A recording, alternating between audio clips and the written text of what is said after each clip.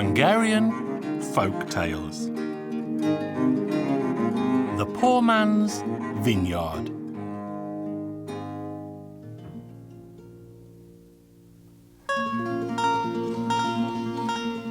Once upon a time, in a far-off land, there lived a poor man who had 3 sons. The poor man had a tiny vineyard, but he owned no more than that. And he guarded his vineyard as if it were gold. His sons would also take turns to stand watch at the vineyard all day and all night. One morning, it was his eldest son's turn to guard the vineyard. And the boy sat down and started to eat. While he was eating, a frog hopped out in front of him and said, "Give me a bite of bread, young man. I haven't eaten for 2 long weeks." "When pigs learn to fly," said the young fellow, and he chased the frog away. The frog left in silence and the boy fell fast asleep. When he woke again, the vineyard had been so badly ravaged that the boy was filled with fear. Next day, the middle boy went to the vineyard. He too was asked for bread by the frog, but he also chased the frog away and threw a stone at the beast. Then he lay down, fell asleep, and when he awoke, less than half the vineyard remained. "Hey," the poor man moaned, "all we have is this tiny vineyard and they can't even look after that." Then the youngest boy said, "Worry not, father, what is left will be safe now, for I shall guard it." So the youngest son went to the vineyard, sat down to eat, and the frog hopped out and asked him for bread.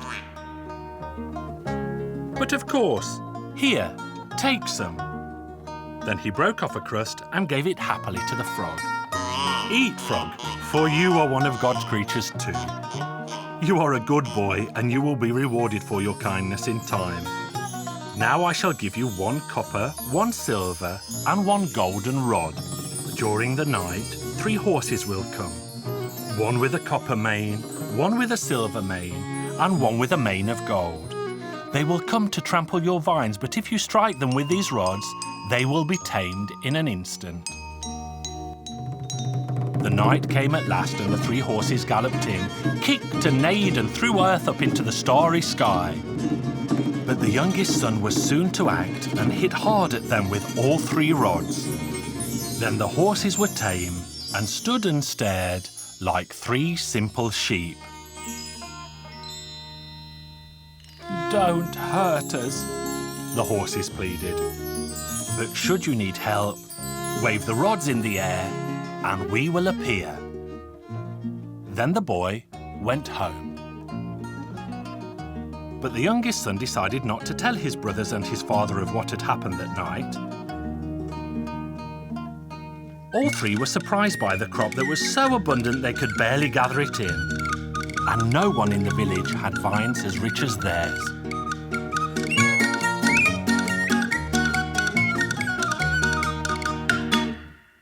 Time passed slowly by, and one day the king decided to erect a pine tree outside the church. Then he placed a golden sprig of rosemary atop the pine tree and told the world that he would give his daughter's hand in marriage to the first man who could snatch the golden rosemary from atop the pine tree. All manner of men tried their hand, but none could jump higher than half the height required. And when all of them had crept away in shame, a fine fellow appeared on a copper-haired horse. He wore a copper helmet so his face could not be seen. Then he spurred his horse on, leapt high in the air, snatched the golden rosemary and rode away. The copper knight was the poor man's youngest son, of course. He went home in his tattered clothes and was sitting in the corner when his father and 2 brothers returned to the house, because they too had witnessed the joust. His brothers told the youngest one what they had seen. "I too saw what happened. But how is that so?" "Because I stood atop the fence and watched from there." His brothers were so furious that they smashed the fence to stop him watching again. The next Sunday, the king placed a golden apple on an even taller tree. Many men tried their hand, but all again in vain.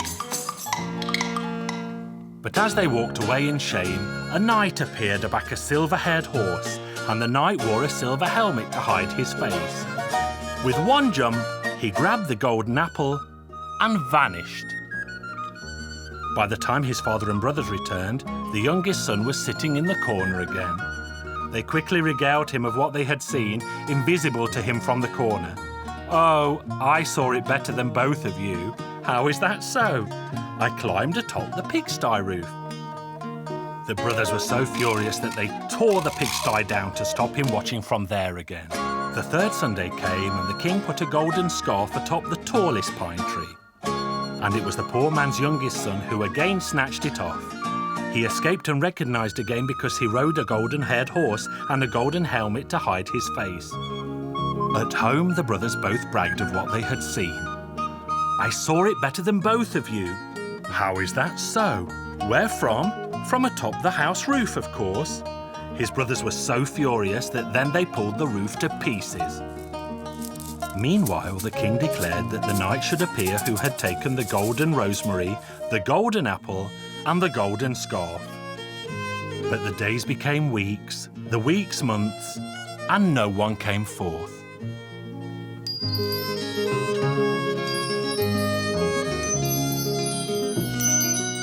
Then the king summoned all the men in the land to his palace. But the famous knight was still not among them.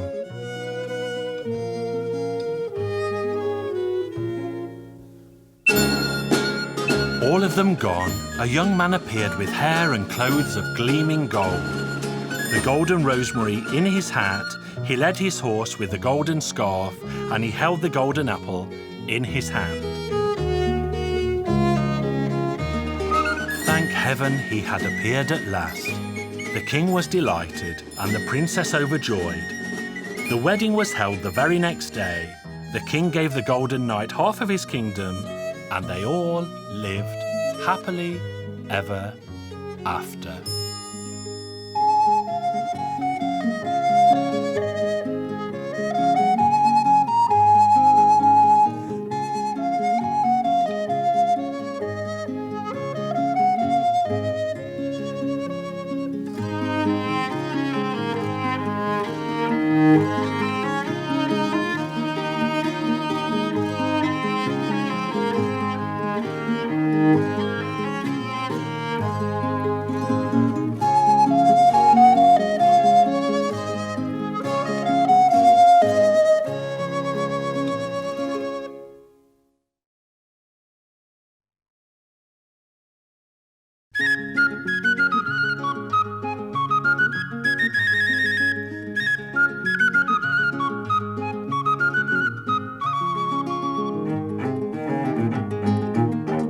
Hungarian Folk Tales. The Magic Mill. Once upon a time, there lived a poor old man who had more children than there are holes in a sieve. His oxen were so small that they were barely any bigger than grasshoppers. The poor man and his wife spent all their days and nights worrying about how they would feed their very large family. One day, the poor man hitched his tiny 2 oxen to his tiny cart and went into the forest.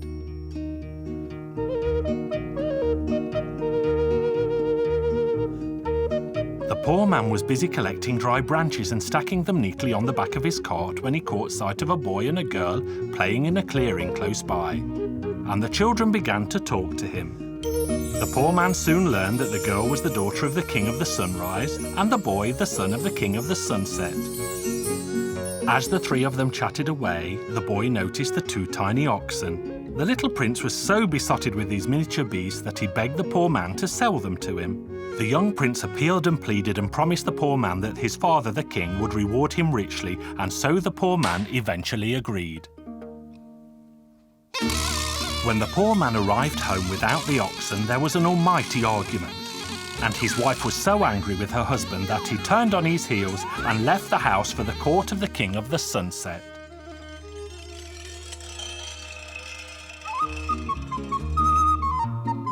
The poor man arrived to see the prince playing with the 2 tiny oxen. "Come, kind sir, come," said the prince, "and let me give you some advice. No matter what my father offers you, you should refuse it and insist that he gives you the magic mill in payment." So the poor man went to the king, who said, "Your 2 tiny oxen give my son such great joy and pleasure that you may have whatever you ask." Then the poor man noticed that the magic mill was on the table, and it was so very small that it looked like a child's toy. So the poor man said, "Your Majesty, the only thing I wish to have in return for my 2 tiny oxen is this tiny mill on your table." The king said, "Sir, you may have whatever you wish for, but not that." "Now then," thought the poor man, "this tiny mill isn't a toy after all, as the king does not want to part with it." The poor man humbly added, "Your Majesty, please let me have this tiny mill so that my children may also have a toy to play with." The king loved his own child very dearly, so he agreed to give the poor man the mill. Then the prince said, "Kind sir, you should leave for your home now, and when you arrive back, place the mill on the table and say, 'Magic mill, give me gold and food to eat.' And when the mill has made enough, you simply say, 'Magic mill, stop your magic now.'" The poor man was delighted with his prize. He then thanked the prince for his kindness, put the tiny mill under his arm, and hurried home so quickly that his feet never touched the ground. He was on his way home when he saw something large and black looming towards him, but he could not for the life of him guess what it was. And what do you think it was? It was a horrible, huge, black hat. Underneath the hat was a man, and the poor man joked with him and said, "Good day, good friend. Isn't that hat too tight for you?" The hatted man replied, "Instead of mocking me, sir, why don't you give me a bit of bread, because I haven't eaten for 3 days straight?" The poor man said, "But I don't have any food with me either." But then he remembered the magic mill and said, "Magic mill, give me good food to eat." The poor man had barely finished speaking when so much food appeared that there was enough to feed a village for a week. "Magic mill, stop your magic now." Then the 2 men ate and talked a while until the hatted man said, "Good sir, your mill is a magical thing indeed, but my black hat also has spectacular powers. Ask for one of anything and it will give you 2 instead. I will trade my hat for your mill." "Sir, I'm not a fool." "That's what you think. Just watch this," said the man in the hat. "Fire!"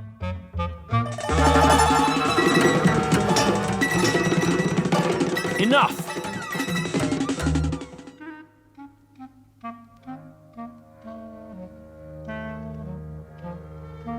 "Yes," said the poor man, "I see your hat is quite splendid, but a hat such as that would not save me from starvation." But the hatted man appealed and pleaded with the poor man until he eventually agreed to the exchange. When the hatted man walked away, he also left a stick lying on the ground. The poor man was left feeling cheated and sad when the stick suddenly spoke up and said, "Why so sad, master?" "I'm sad because I have lost the little sense I was born with, and I'm sad because I have lost my magic mill that I was foolish enough to swap for a hat." Then, in an instant, the stick hurried away and reappeared with the magic mill. And so the poor man had no reason to feel sad a moment longer. When the poor man returned home, his family surrounded him and rejoiced when they learned that the mill had magic powers. Days and months passed, and one day the poor man was standing at his gate when he saw the king approaching on foot with his wife and son. The poor man asked the king, "Where to, your majesty? Where are you walking on foot?" The king replied, "We're in very great trouble. The king of the north has invaded my kingdom, and I have been forced to flee my home with my beloved family. But don't be sad over such a little matter, your majesty. I will mend matters in no time at all." Then the poor man put the huge hat on his head, took the stick in his hand, and set off to find the king of the north's soldiers. It was not long before he stumbled across them, because the king of the sunset's kingdom was crowded from border to border by the soldiers. Then the poor man climbed to the top of a hill, pointed his huge black hat in the direction of the enemy and commanded, "Hat, fire!" He then sent his stick after the men to beat their behinds to make them run faster still. The carnage was incredible, and not a single soldier of the King of the North survived to tell the tale of what had happened that day. Having destroyed the enemy, the poor man turned and made his way home, where he told the king what he had done and that he could return to the Sunset Kingdom. Then the king purchased the hat and the stick from the poor man and made his way back to his royal home. So now the Sunset Prince married the Sunrise Princess. They had a wonderful wedding, and the poor man led the dancing, and if his legs can stand it, he is still dancing to this very day.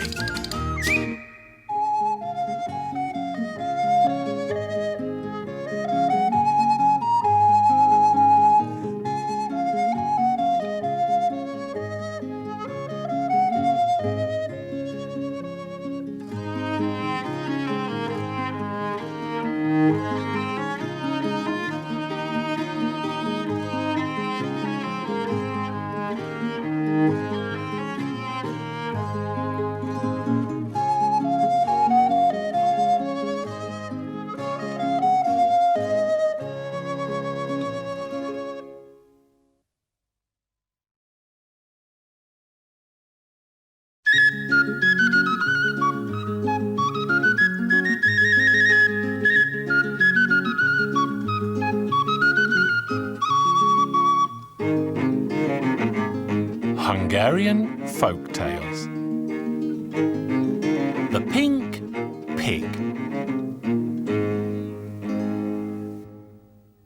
Once upon a time, in a tiny village, there lived an old woman who never had a child of her own. And she was once overheard saying that she would not really care if God gave her a puppy, just as long as she had a young one to raise.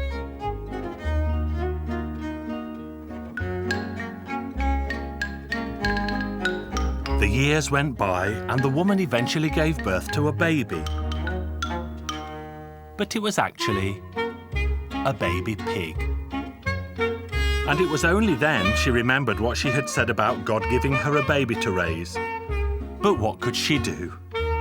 Now she had a pink pig, and it was her duty to raise it as best she could.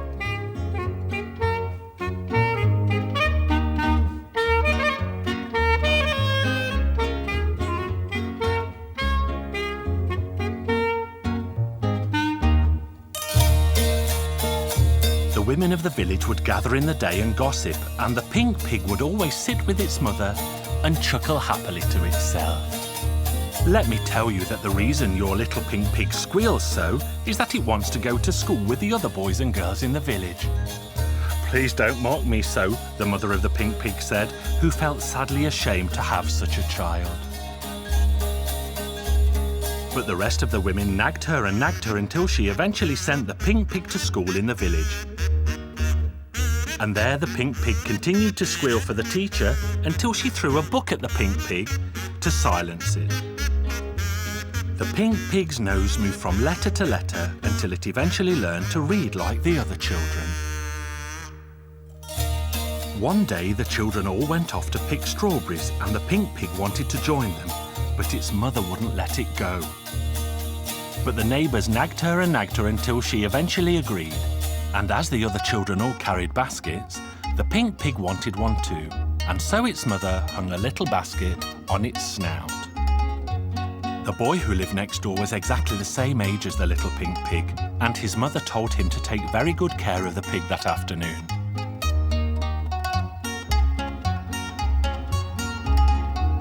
Then the pink pig lagged behind the others on their way, and it slipped out of its pigskin. And when it took it off, it was plain for all the world to see that the pink pig was the most beautiful little girl in the land.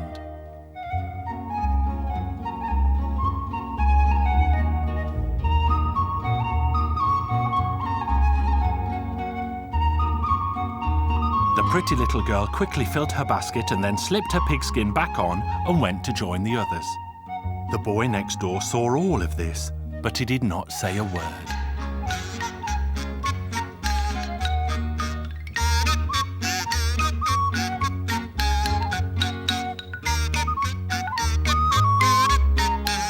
All the children's parents began to worry about their offspring, and so they stood out on the road as they waited for them to come home.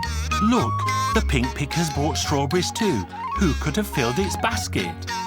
The pink pig, the boy said, but he said nothing more of what he had seen. When the children grew up, the boys began to court the girls, and the boy next door went to see the pink pig. His father and mother watched forlornly and wondered what their son wanted from such an ugly beast. But the boy next door never gave up, and he only ever visited the pink pig. At last the time came to marry for the boy next door. Whom will you marry, son? Why, the pink pig, of course. Don't shame us, son. We are old and respected, so don't discredit us now. But his father could clearly see that the boy next door was determined to make the pink pig his bride for life. So he gathered his friends together and went to ask for the pig's hand in marriage. Sadly, my son will never get married if the pink pig refuses his request. The peculiar couple were engaged to be married for some time, and people gathered from far and near to witness their wedding, as it was not every day that a man married a pig.